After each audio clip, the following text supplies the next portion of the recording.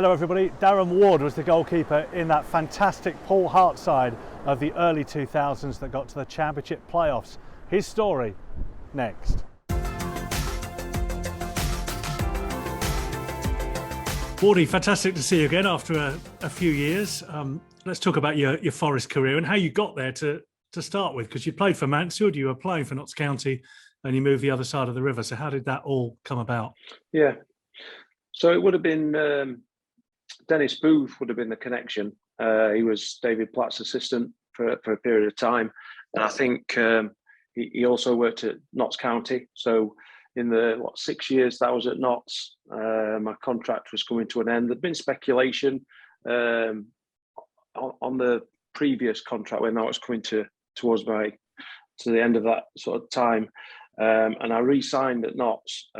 So obviously, Den came in. I think I'm quite sure he was possibly with Sam Allardyce. I'm not sure Gary Brazil was floating about as well. And anyway, cut long story short, my contract was coming to an end at Notts, and I decided that I'd like to try and pursue my dream. I wanted to play at the highest level I possibly could, and for me, with the greatest respect to all of the clubs in Nottinghamshire, I thought I was going up the ladder in terms of exposing myself to better leagues, better players, and obviously the knock-on effect for me was to try and get some international recognition with Wales at the time. So for me, it was kind of a step in the right direction, or a swim across the river in the right direction, whichever way you want to look at it. And yeah, they ended up, if I remember rightly, they took over my contract from, I think the end of the season was in the May. So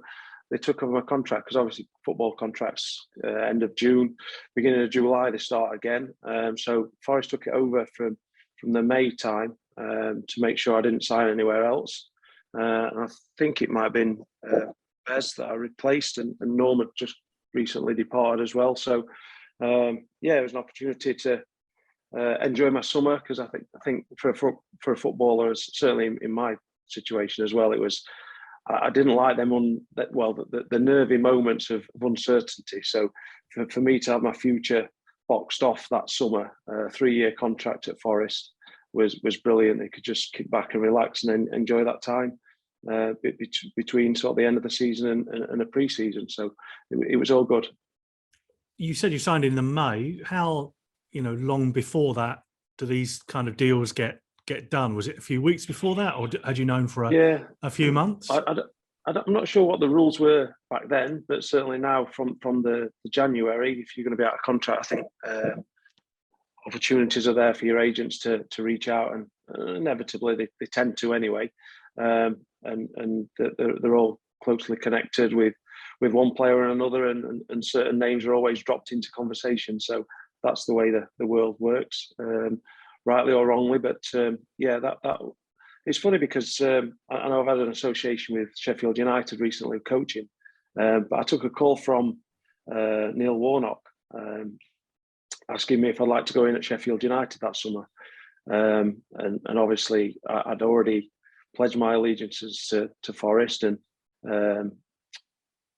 inevitably they went on to sign Paddy Kenny, and Paddy had a really good career at United and went on, but yeah, sliding doors moment really. But yeah, that call from Neil Warnock came within, I would say, 2 or 3 days of me agreeing everything at Forest. So yeah, it could have been a different journey, but I'm very happy with the one that I took.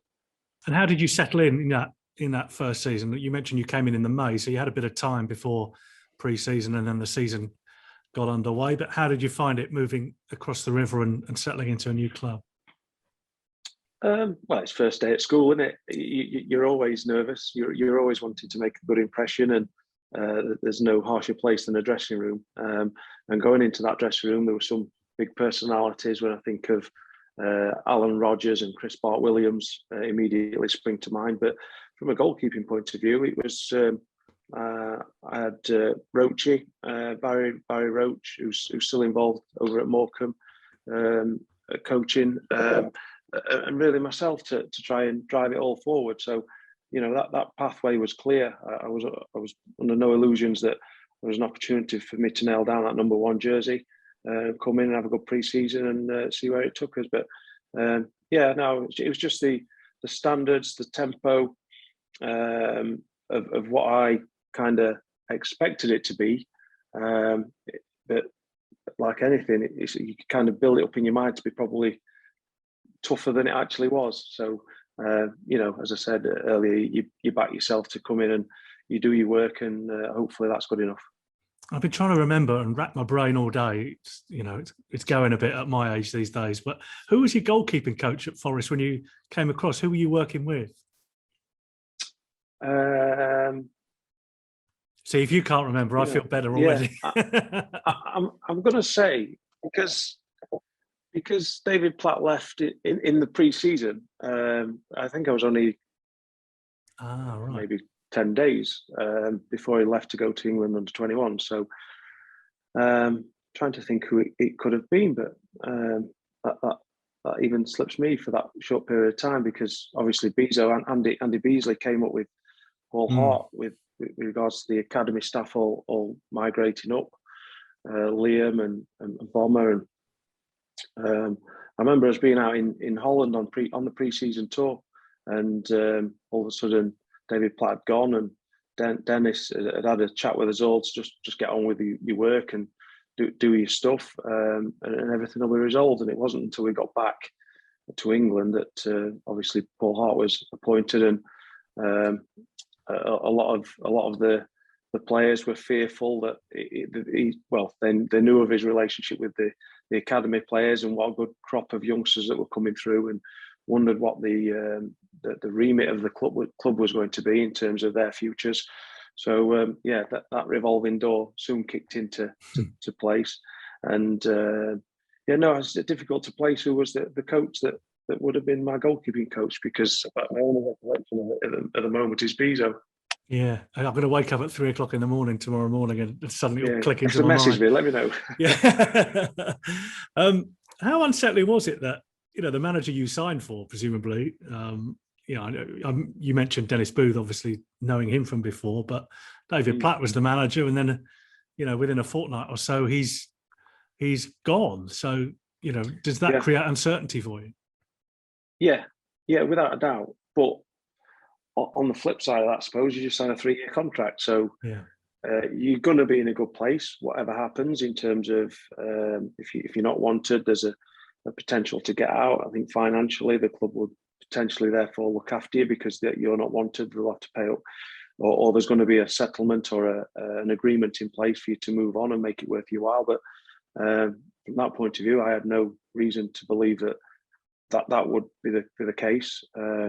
But there's always that what if he wants to bring his own people in, what if, and I didn't know what was beyond Barry Roach in terms of who's next, and is there going to be another goalkeeper in the likes of a Dawson or a Jermaine Genus or a David Prutton, or I don't know who that might have been. So no, it's just I wanted to work with David Platt because obviously for me, I have most respect. He played for England. It is this, is that, is it been to Italy, and you want to learn from people like this.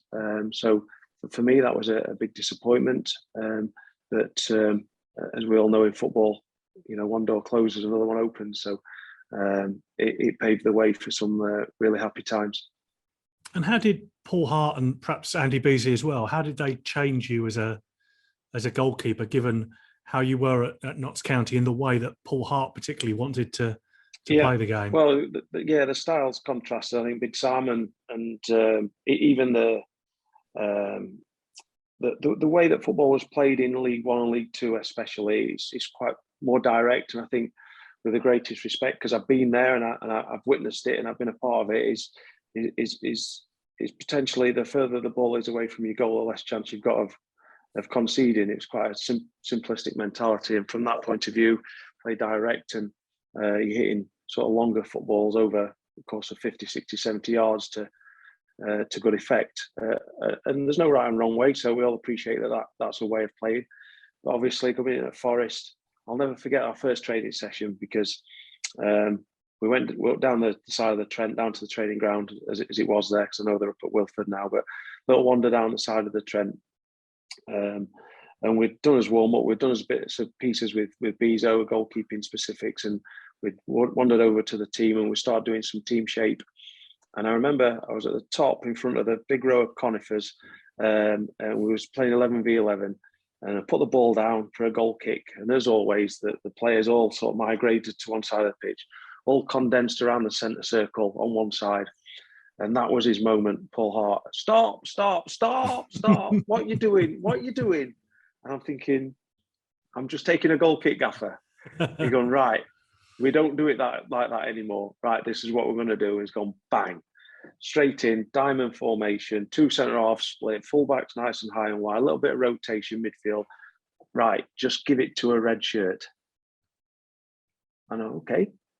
Now that's okay on the side of the Trent, but when you've got like 30,000 in, and then, for example, you go to the Sheffield United game, I use an example because of the playoffs, and Sheffield United under Warnock, full press, they didn't give you space to breathe, and like all of a sudden you're asking me to give it to Dorse, and Dorse is going to give it me back, and what happens next? I'm just going to shell it. I'm just going to kick it as far as I can in whichever direction I'm facing.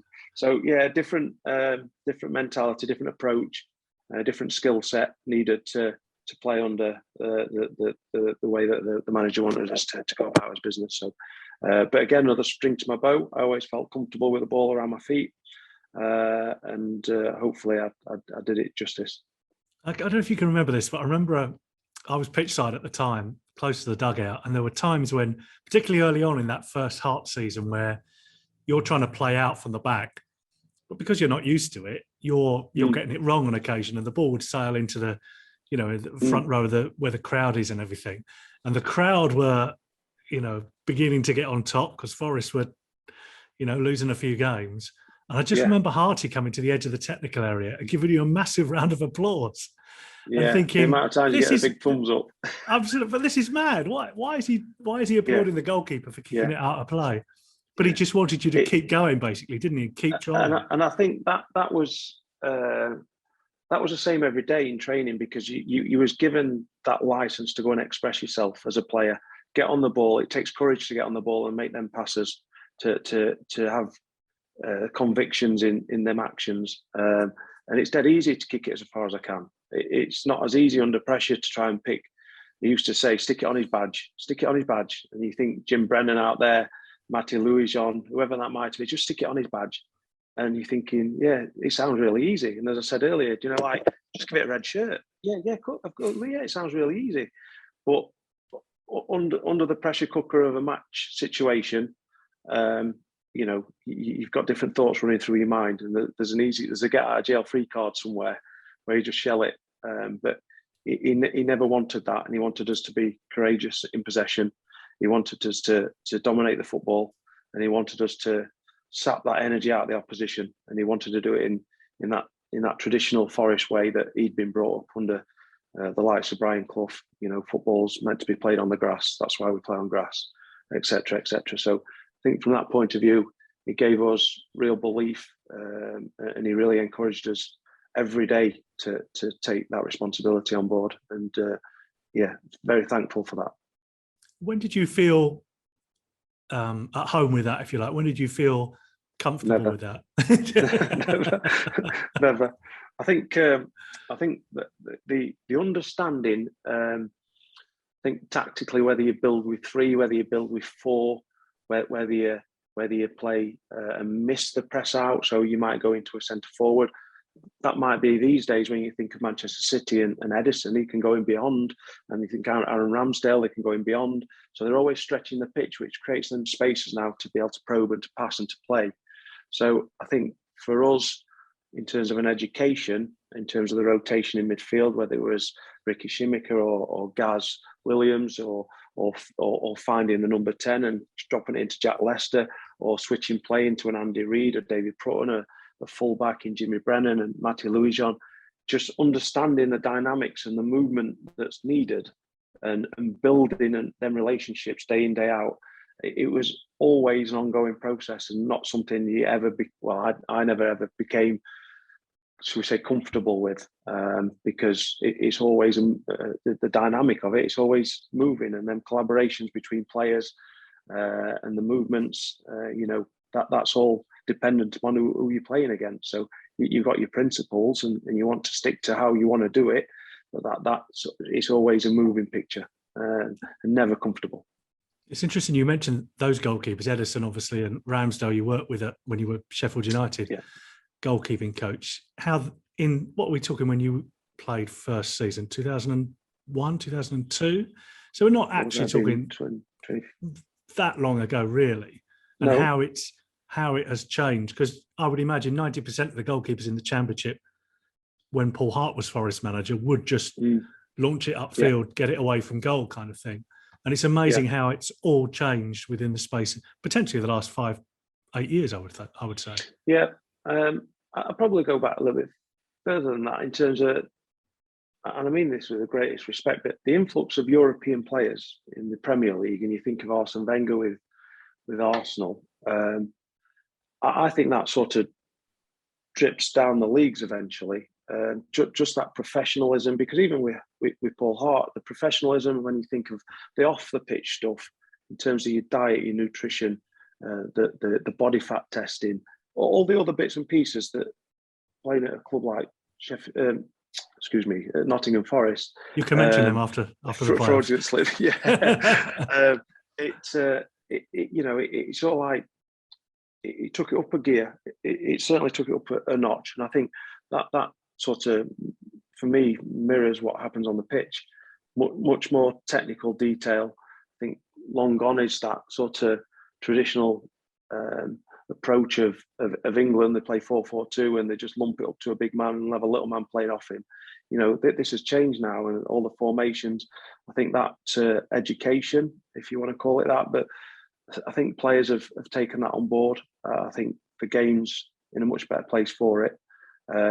But as I said earlier, there's no right and wrong place, wrong way of playing. So, if it means missing out the press, it's not just a lump up the pitch. It's a pass. It's a decent pass. That might be turning them around or playing into a front man that the links play. But I think certainly from a goalkeeper's point of view, I think them options, and I think that's gone into the next sort of generation of coaches as well that are becoming managers.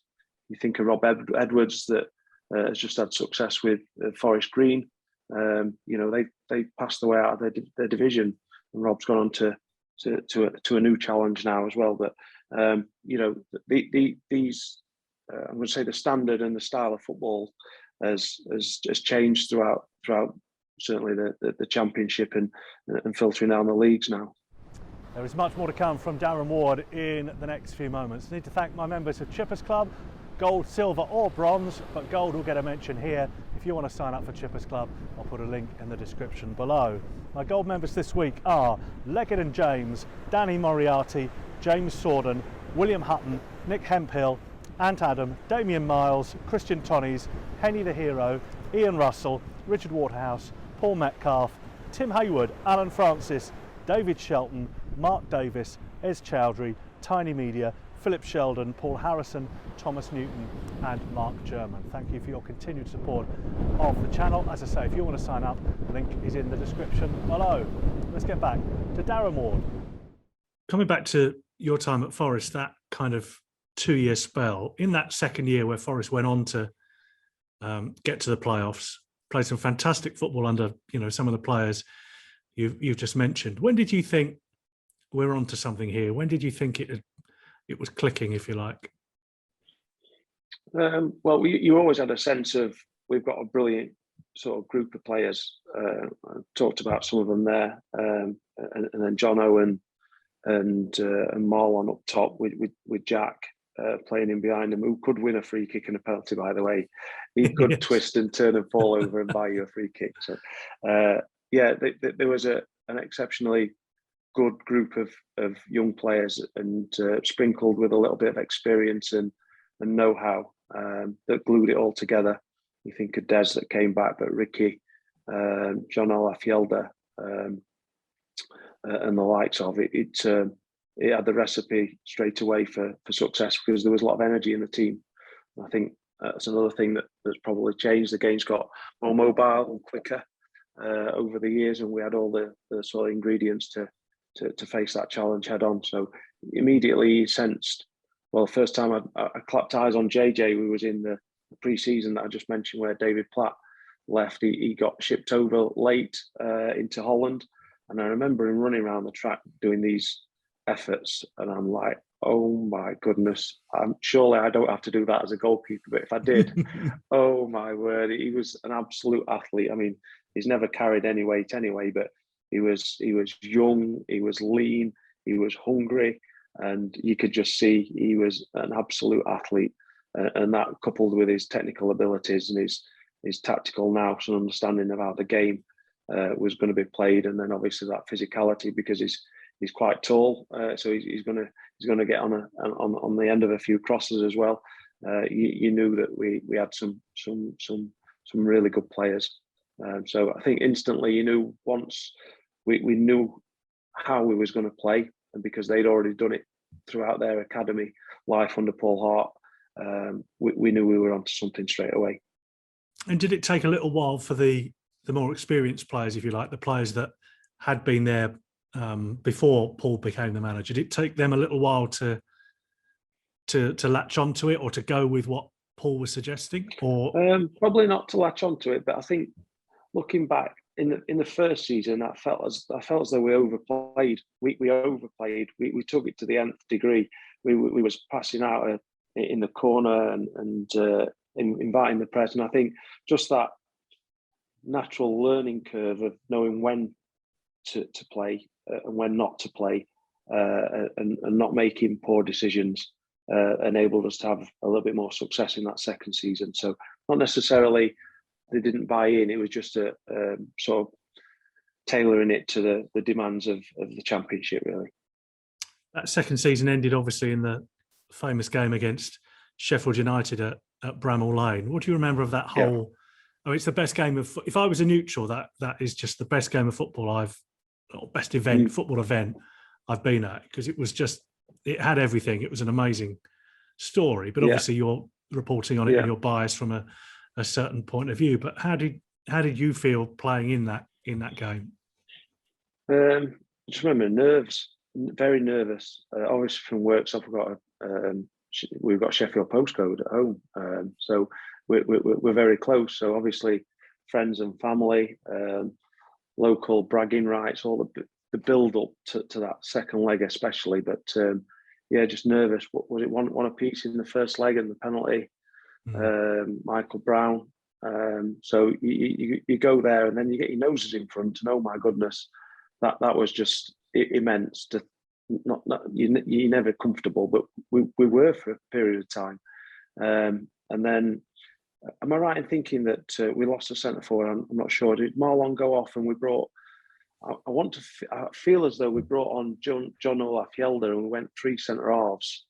Right. And I just felt as though we ended up losing a little bit of momentum, and the game changed. And obviously defending the Kop at Bramall Lane, there's a little bit of a slant on the hill.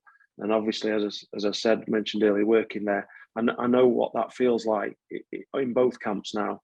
And they do suck it down that hill, and they do suck the life out of the opposition, because it becomes constant. And we at Sheffield United won many a point and used the crowd to our advantage, especially during our successful campaigns in getting out of the Championship and the successful season we had in the Premier League. But obviously, the own goal and the wrong-footed and pesky Salido with his top off.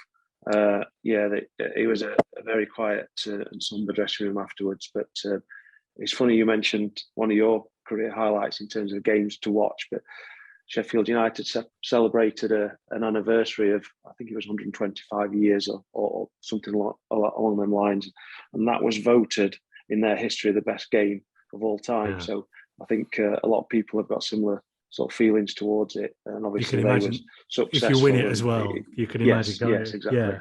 Yeah. But fond memories. But I get reminded of it so often that it almost feels as though they're ramming it down my throat now. So, But it was quite important that, because Dorse was suspended, wasn't he, for that second game, having been sent off in the home leg. And I mean, there are all kind of sliding doors moments. One of which is that. The other one is the Michael Brown deflected free kick that could have gone wide of the post, but you're going one way and the ball goes the other to get them back to 2-1 on the night. Yeah. You think, what if on so many occasions, history might have been so different? Yeah, definitely. And we always had a bit of a rumble against Sheffield United because the local rivalries and all the bits and pieces. But I think they went on to play Wolves, and Wolves for me that would have been the proper final. Forest versus Wolves. I think Wolves ran out comfortable winners. I think 3-0 at it'd been at Cardiff, Millennium Stadium as it were back then. Yeah. So I thought, yeah, that probably should have been the final, and it wasn't to be. But it was a real shame because obviously, like you say, sliding doors. It would have been interesting to see if we had gone up. What would the investment been in the team? Would we have had new contracts for the current sort of crop of players, and where would that have taken us all? Because we was on the brink of something really special, but it never really materialised, unfortunately. And it kind of went south pretty quick, didn't it? It was amazing how quickly it all ended for Paul Hart, really. Yeah, really disappointing. But I've come to understand that's football. It's never easy. It's very difficult in them moments. But as ruthless as this sounds, players are players. They'll rock up, they do the work, they pick up the money, and they go home. It's as simple as that. And obviously, Paul went on to have a really good career in coaching, and he's still at the coalface now. We bumped into each other since on the circuit, and we always reminisce and catch up at the good times that we had together. He's quite different now, isn't he? He seems very chilled, very laid back. Yes. Compared to the intensity he had as a manager, he was a very intense man. Well, I think you sometimes need that as a manager, though. I appreciate as a coach and probably a connection between the playing staff and the manager. You've got that personality that you can, but as a manager, sometimes you need to distance yourself. Sometimes you need to have that fierce moment in the dressing room where you grab people's attention. So no, I appreciate that more now than I did back then. But a real, how can I put it, gentle giant, really. He's really amiable and approachable, and a fountain of knowledge. Joe Kinnear came in, which was kind of almost from one extreme to another in terms of personality and style of football and that kind of thing. Obviously did a fantastic job to start with to keep Forest in the Championship. How did you warm to him and the different kind of style that you were asked to play then? I didn't warm to him. Right. But brutally honest, I was struggling with injury. Obviously my back had flared up. They brought Paul Gerrard in. So Jez kind of finished that season, if I remember rightly, and then they signed him thereafter, and I had a year left on my contract. And I remember the first day of pre-season coincided with me going to see the consultant. So I'd had surgery, and this was like week 12. It was an opportunity to get the all clear. So my rehab had gone really, really well. I was ready to come back. I was ready to start pre-season with everybody else, clean slate, let's go. And he didn't even know I had a consultation with the surgeon. He didn't seem interested in my situation because he just signed Paul Gerrard, and he just pulled me and said, "Listen, I'd like you to hang around. I'd like you to be a part of the squad, but that's all you'll ever be." He said, "I recognise you've got a year left on your contract. If you want to crack on and sort of like foster a move away, then that's up to you. But I'd love you to stay. But it's whatever you want to do, it's up to you." I'm like, oh, and it come really a little bit out of the blue, because with a year left and I wanted to fight for my place, and I wanted to, as I said earlier, but believe in my own ability and get back in the team. I knew I was never going to get that opportunity from what he'd said. So I look back now. At the time, I was really angry and frustrated, and ultimately I ended up moving to Norwich City. But looking back now, I feel as though all I ever wanted was a bit of honesty from any manager, and he gave it me, as blunt as it was. And I'm quite thankful for that now. But at the time, I never felt I had a relationship with him. I was never really in his plans, and because I was injured, I was always out of the way. But there you go. we moved on, and that was again part of the journey I've been on. You went to the Premier League. I don't think you played for Norwich, did you, in the Premier League in the end? But with Sunderland, you did. I got on. I came on as a sub for Rob Green. Greeny got a dead leg away at Charlton. We was already, I think, two down. We ended up losing 3 or 4-1 away at Charlton. That was, I think, my Premier League debut. Fleeting appearances. And it's funny because Nigel Worthington took me in, and he suggested that a club like Norwich City had to sell Rob Green. He was a massive asset at the club, and I see you as an ideal replacement, the way you want to play. Obviously, we'd played against Norwich whilst I was at Forest, so the style of play and the manner of how we got the ball out from the back, he wanted to emulate that and have more control of the football. He said, "You're a natural replacement for Greeny, blah, blah, blah." Well, we left on the same day, two years later. Right. And it didn't quite work out as I anticipated. But again, massive learning curve. I think I developed because for all my career, I kind of played up until that point, which is brilliant because you're learning on the job, but didn't really understand how I was doing it. You kind of just rock up and do what you do. So this was the first opportunity for me, along with the goalkeeping coach, James Holman, who was now working at Newport.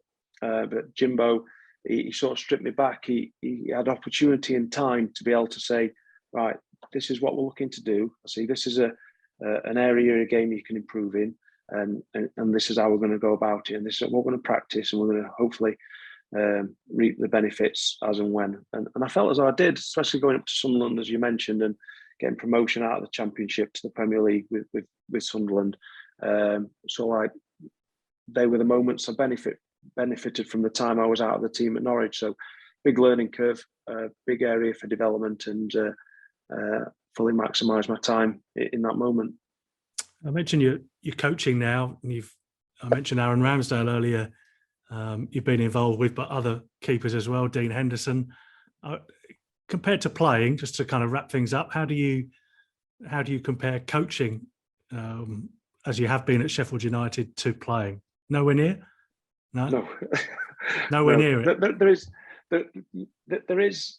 You miss that buzz. It goes without saying, that adrenaline shot on a Saturday afternoon at 3:00 when you're running out that tunnel and the referee's blowing his whistle and your supporters are singing their anthem before the game, and just them moments of goals, big saves for us, or goals and victories, 3 points on a Saturday at 4:45. That's the be all and end all. It was everything. Now, the other side of the fence, the development side of the younger goalkeepers, but the match day experience is still there, and that passion and drive to be successful is different, but it's still there.